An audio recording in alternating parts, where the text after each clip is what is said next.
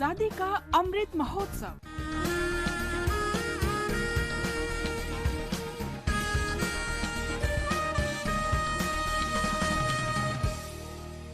Azadi ka Safar with AIR News. Birth of a Nation.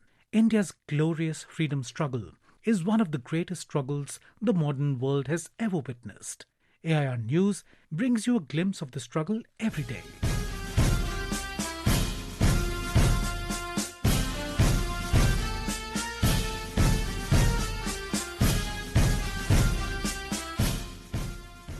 "72 years ago, on 26 January 1950, India became a republic.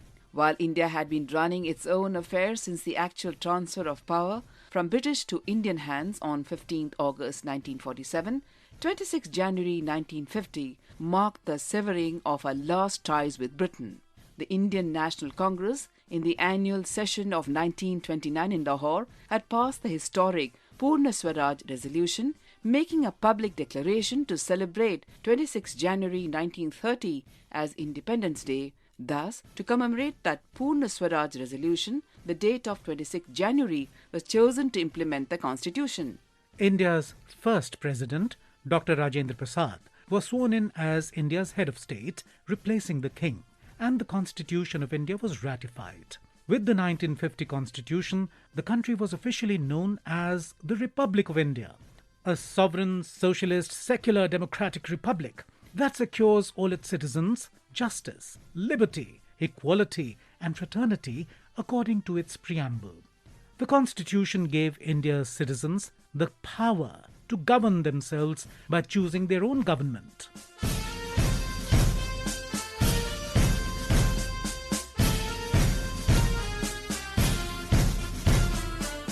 In 1950, the day began in Delhi with the 34th and the last Governor-General of India, Chakravarti Rajagopalachari, reading out a proclamation announcing the birth of the Republic of India.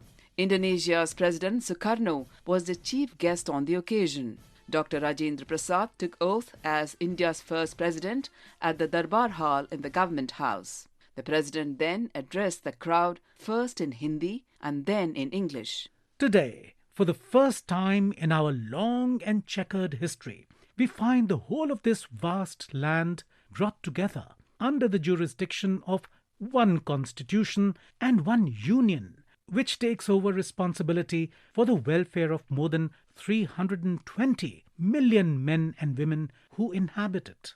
Dr. Prasad unfurled the Tiranga, India's national flag. He drove in his state coach and was greeted by thousands of people along the way. He also visited Rajghat and paid homage to Mahatma Gandhi.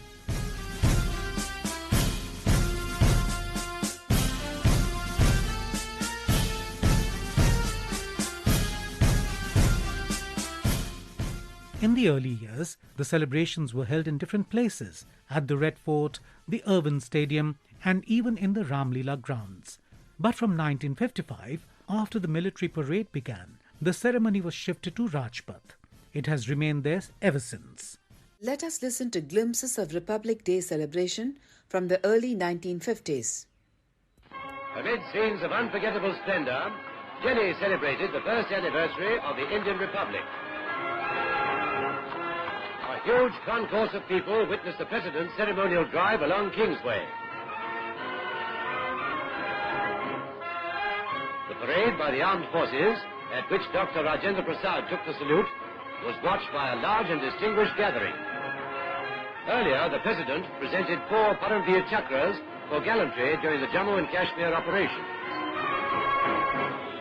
After the presentation ceremony, units of the armed forces, headed by heavy tanks, marched past the saluting base.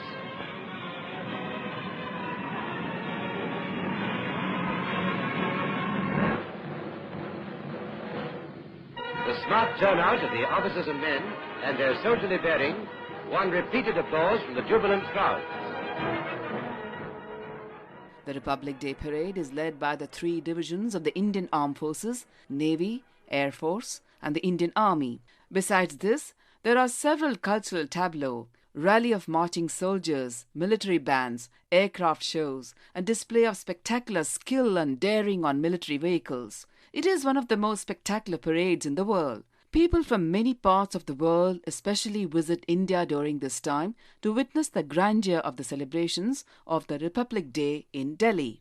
The festivities officially come to a close on January the 29th with the beating retreat ceremony in New Delhi, where bands from the Indian Army, Navy and the Air Force perform.